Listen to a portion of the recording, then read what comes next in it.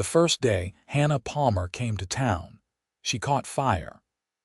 Not in the way folks usually spoke of women with whispers about beauty setting hearts ablaze, but in the literal sense, with flames licking up her apron as she worked over the cooking fire at her uncle's new restaurant. Sweetwater, Wyoming Territory, 1878, was not kind to newcomers, especially not young women from Boston with soft hands and Eastern ways. Hannah had arrived just 3 days prior, summoned by her widower uncle who needed help with his struggling establishment. At 22, with no prospects back home after her parents' passing, she had little choice but to accept. The fire happened because she wasn't accustomed to cooking over an open flame. The long skirt of her dress swept too close, and in an instant, her apron ignited. Her screams brought the handful of breakfast patrons rushing, but it was the tall cowboy sitting alone in the corner who reached her first, throwing his coat over her to smother the flames. "Stay still," he commanded, his voice deep and steady as he beat out the last embers. When the danger passed, Hannah found herself trembling, staring up into the bluest eyes she'd ever seen beneath the brim of a dust-covered hat. The cowboy, lean, weathered, and no more than 30, knelt before her, gently taking her hands in his calloused ones.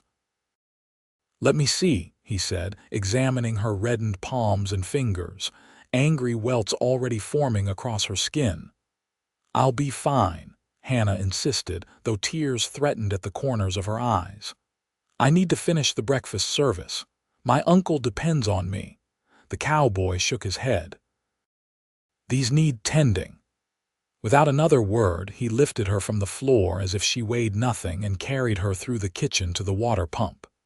Hannah was too shocked to protest as he carefully ran cool water over her burns, his touch unexpectedly gentle for hands so rough. "I'm Xavier Jordan," he said quietly. "Most folks call me Zav." "Hannah Palmer," she replied, wincing as the water stung her raw skin. Her uncle bustled in, face creased with worry. "Hannah, good heavens, are you all right? Mr. Jordan, thank you for your quick thinking." "She needs salve and bandages," Xavier said, his tone brooking no argument. "And rest." "But the restaurant," Hannah began. Xavier's eyes met hers, something unreadable passing through them. He lifted her hands, examining them in the morning light streaming through the window. Then, to her astonishment, he bent his head and placed the lightest of kisses against her burned fingertips. "I'll do the work now," he said simply. Hannah stared at him, bewildered. "You? But you're a customer. I've cooked at more chuck wagons than you've seen sunsets," he replied with a slight smile. "Your uncle can dock my pay from my meal." That was how Hannah Palmer found herself seated at a corner table, hands bandaged with strips of clean linen, watching a stranger cook breakfast for the hungry miners and cowboys of Sweetwater. Xavier moved with surprising grace around the kitchen, flipping flapjacks and frying bacon as if he'd done it all his life. Her uncle leaned close as he refilled her teacup. "That's Xavier Jordan," he whispered. "Owns the Diamond J Ranch about 10 miles out. Keeps to himself mostly, but they say he's fair with his men and honest in his dealings." Hannah couldn't take her eyes off him. "Why would a ranch owner cook in our kitchen?" her uncle chuckled. "That's the mystery of the man, I suppose." By noon, the lunch crowd had come and gone, served by Xavier's capable hands while Hannah sat uselessly by. Her frustration mounted with each passing hour. "I'm not an invalid," she finally declared, standing abruptly when the last customer departed. "I can at least clean up." Xavier wiped his hands on a cloth and appraised her. "Those burns need a day of rest at minimum. Blisters are already forming." "I didn't come west to be idle," Hannah retorted. A smile tugged at the corner of his mouth. "No one would accuse Easterners of that particular vice." He gestured to her bandaged hands. "But even the strongest must heal before they can work again." Something in his tone made Hannah wonder if he spoke from experience. Before she could ask, the door swung open and a harried-looking woman burst in. "Mr. Jordan, thank goodness you're here. It's your foreman. There's been an accident at the south pasture." Xavier's expression hardened. He nodded once, settling his hat on his head. "I'll be right there." He turned to Hannah, his gaze lingering on her bandaged hands. "Tomorrow," he said, "I'll return to check on you." With that, he was gone, leaving Hannah with the strange sensation that her life in Sweetwater had suddenly, irrevocably changed. True to his word, Xavier Jordan appeared at the restaurant's door precisely at sunrise the next day. Hannah had slept poorly, the pain in her hands keeping her awake most of the night. She'd risen early, determined to at least attempt her duties despite her uncle's protests. "Miss Palmer," Xavier said, removing his hat as he entered. "How are the hands?" Hannah held them up, the bandages from yesterday now soiled. "Painful, but I'll manage." Xavier shook his head, setting his hat on a nearby hook. "Let me see them properly." Before she could object, he was unwrapping the bandages with careful fingers. Hannah bit her lip as the linen pulled away, revealing angry red skin and several large blisters. "These need proper treatment," he said gravely. "Do you have honey?" "Honey," Hannah repeated, confused. "Best thing for burns. That and aloe if you can find it." Her uncle, who had been watching from the doorway, hurried to fetch the requested items. Xavier worked silently, applying honey to her burns before wrapping them in fresh, clean bandages. His touch was so gentle that Hannah found herself studying his face, the lines at the corners of his eyes, the small scar near his temple, the set of his jaw as he concentrated. "Where did you learn to do this?" she asked. "War teaches a man many things he'd rather not know," Xavier replied, his voice taking on a distant quality. "I served with the Union, 19th New York Cavalry." Hannah did the calculation quickly. "You would have been very young. 17 when I enlisted, 20 when it ended." He finished bandaging her left hand and moved to the right. "Old enough to know I wanted something different after." "So you came west?" Xavier nodded. "Worked cattle drives for 5 years, saved every penny, bought my land when the territory opened up." "And now you're a successful rancher who cooks breakfast for strangers," Hannah said with a small smile. His eyes met hers, and Hannah felt a strange flutter in her chest. "Only for those who need the help." When he finished bandaging her hands, Xavier once again rolled up his sleeves and took charge of the kitchen. Hannah watched in amazement as he prepared the morning meal, directed her uncle in serving, and even managed the money box. By mid-morning, he had the situation well in hand. "You need help," he stated matter-of-factly when there was a lull. "This is too much for 2 people, especially with you injured." "We can't afford to hire anyone else," Hannah admitted, shame coloring her cheeks. "Uncle Thomas brought me here because he couldn't pay wages." Xavier studied her for a long moment. "I have a proposition," he said finally. "My ranch hands need feeding and my cook quit last month. I've been managing, but it's not ideal. What if I send one of my men to help here until you're healed, and in exchange, you come work at the Diamond J once you're recovered?" Hannah blinked in surprise. "You want me to cook for your ranch? The pay is good, and you'd have your own cabin," Xavier continued. "It's hard work, but honest." "I don't understand why you're doing this," Hannah said, searching his face for answers. Xavier looked away, focusing on something distant. "Let's just say I know what it's like to need help and not know how to ask for it." Over the next 2 weeks, Hannah's hands slowly healed under Xavier's careful attention. True to his word, he sent a young cowboy named Elijah to help at the restaurant each day, while Xavier himself stopped by every morning and evening to check on her progress and change her bandages. In those quiet moments, Hannah learned fragments of Xavier's story, how he'd come west with nothing but his horse and the clothes on his back, how he'd worked 18-hour days on cattle drives, sleeping under the stars and saving every cent, how he'd claimed his land and built his ranch house with his own hands, board by board.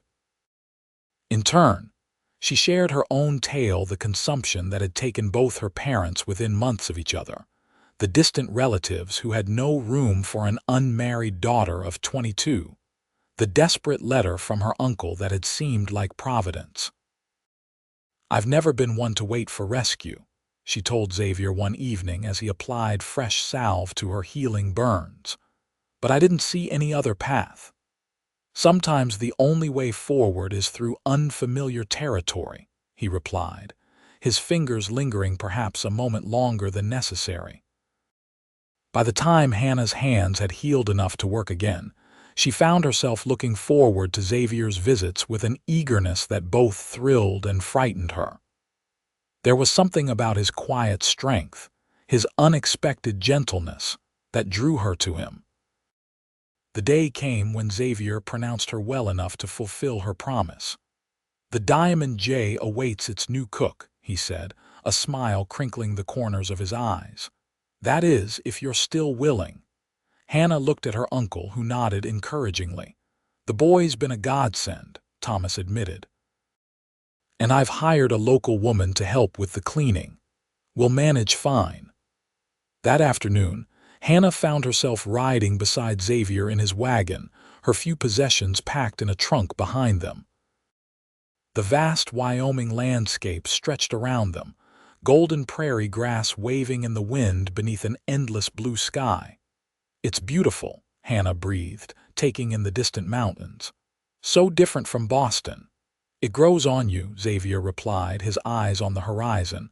"All this space makes a person feel small and large at the same time." The Diamond J Ranch was larger than Hannah had imagined, a sprawling main house built of sturdy logs, several outbuildings, a bunkhouse for the hands, and corrals filled with horses and cattle. A small cabin stood a short distance from the main house, smoke curling from its chimney. "That's yours," Xavier said, nodding toward it. "My housekeeper, Mrs. Wilkins, has prepared it for you." The cabin was simple but comfortable, a main room with a cookstove, table and chair, and a small bedroom with a real bed and window overlooking a kitchen garden. Hannah ran her fingers over the quilt, marveling at the unexpected luxury. "It's perfect," she said when Xavier brought in her trunk. "Dinner's at 6, he replied. 15 hungry men to feed. Think you're up to it?" Hannah squared her shoulders. "I suppose we'll find out." That first dinner was a trial by fire. The Cowboys were polite but clearly skeptical of the Eastern woman with her city ways. Hannah struggled with the massive cookstove, so different from the one at her uncle's restaurant, and the quantities required to feed so many hungry men overwhelmed her. By the time the meal was served, a simple beef stew that wasn't quite seasoned right and biscuits that were somewhat over-browned, Hannah was exhausted and fighting tears of frustration. Xavier found her later, sitting on the steps of her cabin in the gathering dusk. "It was terrible," she said before he could speak. "I don't blame you if you want to send me back to town." To her surprise, Xavier settled beside her on the step. "My first cattle drive, I got so turned around I ended up leading 300 head in the wrong direction for half a day," he said conversationally. "My boss said he'd never seen a man so determined to get to Mexico by way of Canada." A startled laugh escaped Hannah. "First days are always hard," Xavier continued. "The men ate everything and asked for seconds. That's what matters. They were just being kind." "Cowboys aren't known for their kindness when it comes to food," Xavier replied dryly. "They were impressed you didn't quit when the stove smoked you out the first time." Hannah flushed, remembering how she'd fled the kitchen coughing when she'd misjudged the damper. "You saw that. I see most things that happen on my ranch," he said simply. They sat in companionable silence as stars appeared overhead, more stars than Hannah had ever seen in her life. "It's like diamonds scattered across black velvet," she whispered. Xavier's voice was low when he finally spoke. "When I bought this land, I slept outside every night for a month, just looking up at that sky. Felt like the richest man alive."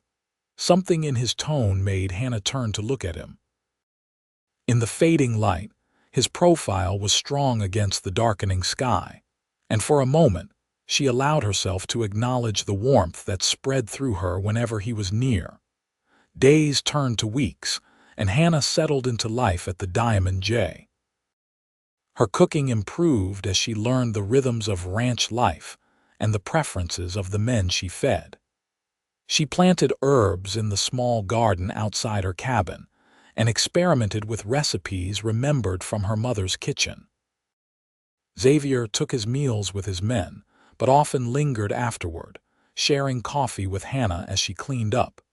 These quiet moments became the highlight of her day's conversations that ranged from books they'd read to dreams they harbored. "Have you never thought of marriage?" Hannah asked one evening, the question slipping out before she could reconsider its propriety. Xavier studied his coffee cup for a long moment. "Once," he admitted. "Before the war, she married someone else while I was away fighting." "I'm sorry," Hannah said softly. "It was for the best," he replied with a small shrug.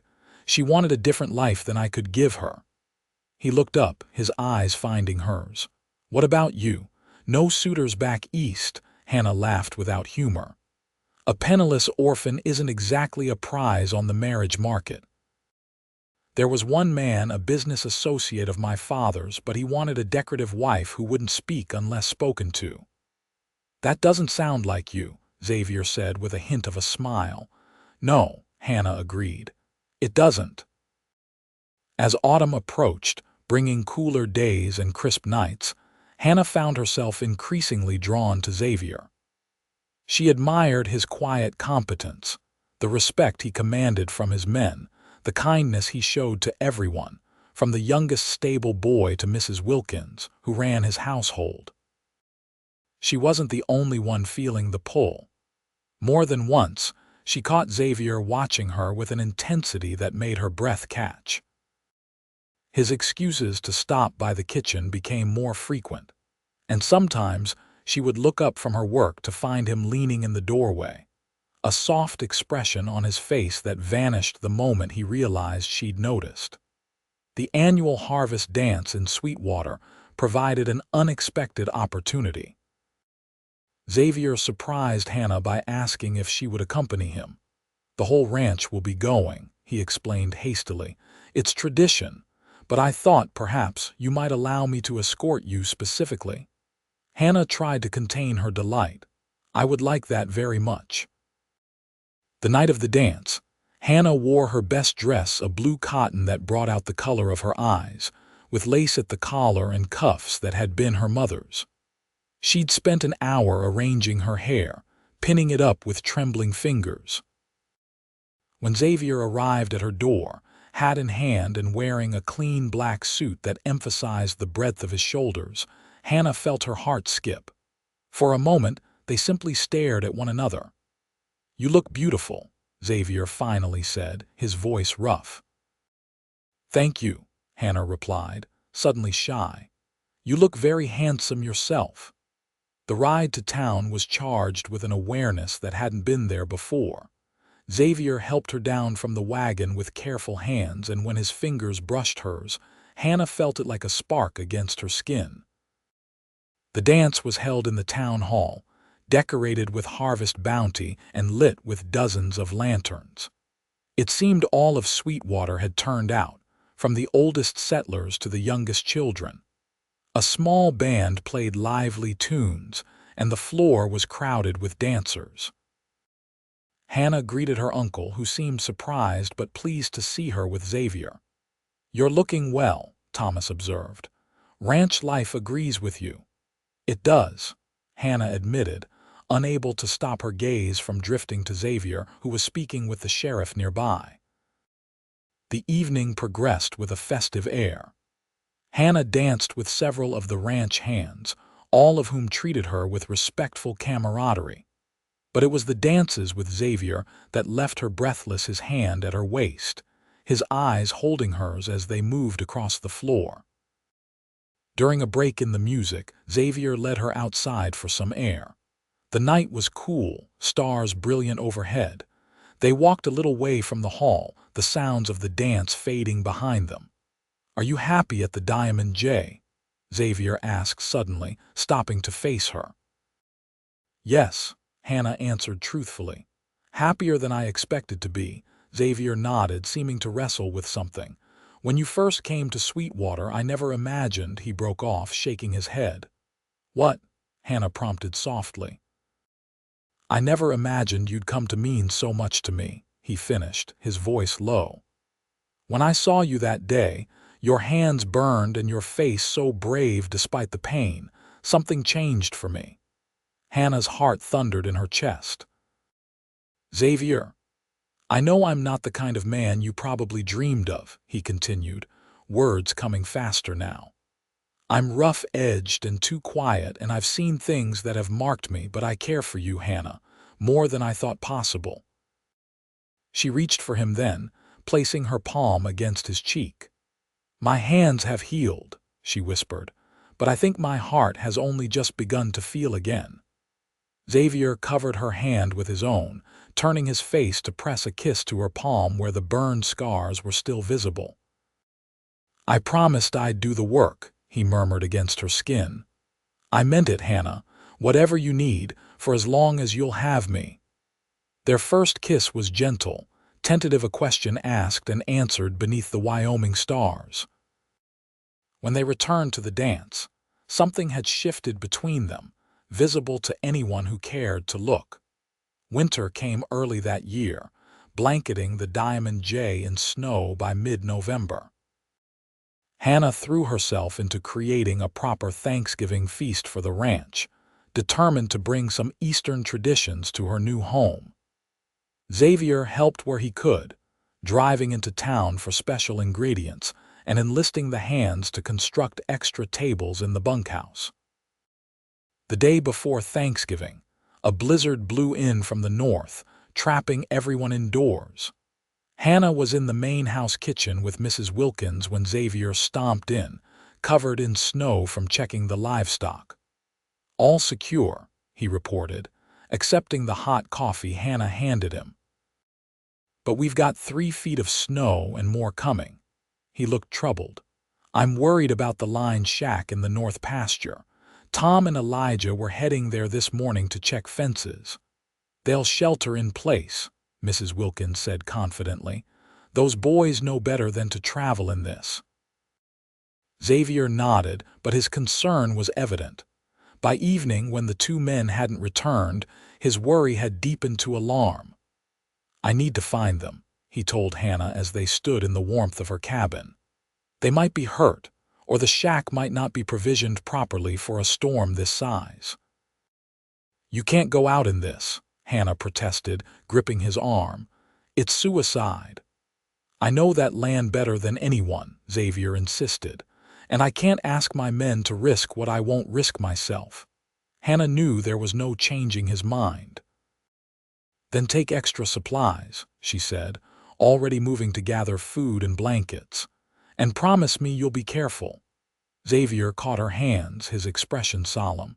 "I promise I'll come back to you, Hannah." The kiss they shared held the weight of all the words they hadn't yet said. Then he was gone, swallowed by the swirling white beyond her door. The next 24 hours were the longest of Hannah's life. She moved between the main house and the bunkhouse, keeping everyone fed and trying to maintain a cheerful facade despite her growing fear. Mrs. Wilkins saw through it immediately. "That man has survived worse than a Wyoming blizzard," she assured Hannah as they prepared the Thanksgiving meal. "He'll be back, mark my words." Just before sunset on Thanksgiving Day, when hope was beginning to fade, Shouts from the hands brought Hannah running to the main house porch. Through the still falling snow, 3 figures on horseback emerged, Xavier in the lead, with Tom and Elijah following. Hannah flew down the steps, heedless of the cold, and reached Xavier just as he dismounted. Without a word, he gathered her into his arms, holding her tightly against him. "You came back," she whispered against his chest. "I promised, didn't I?" he replied, his voice hoarse with exhaustion. That night, after the delayed Thanksgiving feast had been served and the hands had retired to the bunkhouse with full bellies and grateful hearts, Xavier and Hannah sat alone by the fire in the main house.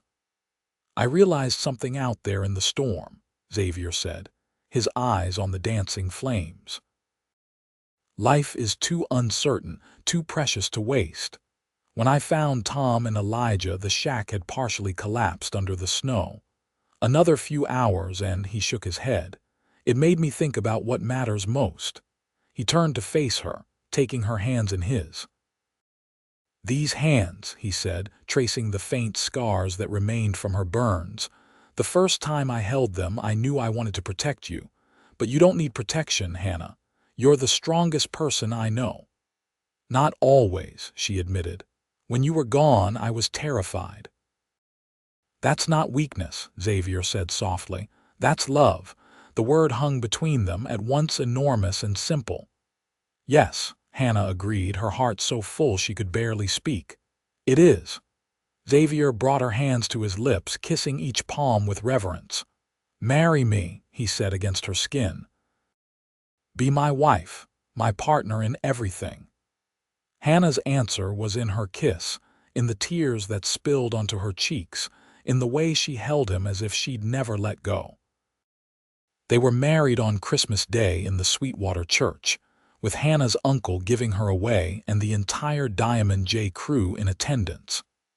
Hannah wore a dress of ivory silk that Xavier had ordered from Denver, and when they spoke their vows, there wasn't a dry eye in the building. "I take you, Xavier Jordan, to be my husband," Hannah said clearly, her hands steady in his. "To love and to cherish through all the seasons of our lives together." "I take you, Hannah Palmer, to be my wife," Xavier responded, his voice deep with emotion. "And I promise to do the work of loving you, every day, for all the days we're given." Spring came to Wyoming in a rush of green and wildflowers. Hannah stood on the porch of the main house, their house, now watching Xavier work with a young colt in the corral. Her hands rested lightly on her stomach, where their first child was just beginning to make itself known.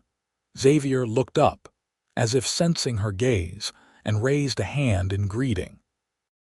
Hannah waved back, thinking of the journey that had brought her here from a burning kitchen in a struggling restaurant to this life she'd never imagined possible. Later, as they sat together on the porch swing watching the sunset paint the prairie gold, Hannah took Xavier's rough hand and placed it over the slight swell of her abdomen.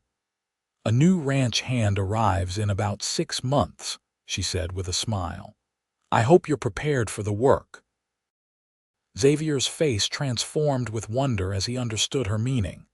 "Hannah," he breathed, pulling her close. "A baby," she nodded, happiness bubbling up inside her. "Our baby." "Well," Xavier said, his voice thick with emotion, "I did promise to do the work." He pressed his lips to her temple, his hand still cradling their unborn child. "And there's no work I'd rather do than build a life with you." As twilight deepened around them, Hannah thought of all the twists of fate that had led to this moment: a kitchen fire, burned hands, and a cowboy's gentle kiss. Sometimes, she reflected, the most unexpected beginnings led to the most beautiful stories. "I love you, Xavier Jordan," she whispered into the gathering darkness, his arms tightened around her. "And I love you, Hannah Jordan, from now until forever." The stars appeared one by one above the Diamond J Ranch, witnesses to a promise kept, a love hard won, and a future bright with possibility.